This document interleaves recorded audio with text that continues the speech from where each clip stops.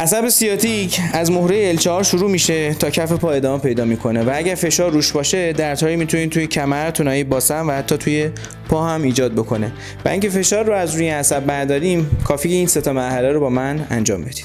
مرحله اول آزادسازی عضله‌ای به نام عضله پیریفورمیسه.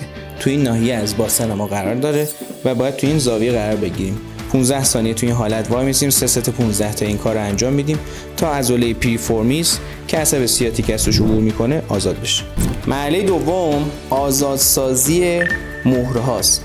اون سمتی که دردناکه به سمت بالا باشه، زیر لگنمون یه دونه بالش میذاریم و به این شکل میخوابه.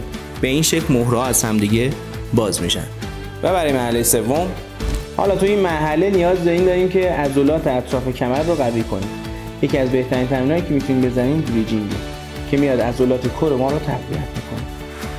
اگر این تمرین رو انجام دادی و هنوزم دردات مونده، بهتره که اینجا به ما سر بزنی یا برای دونستن اطلاعات بیشتر عدد 5 رو برای ما ارسال کن.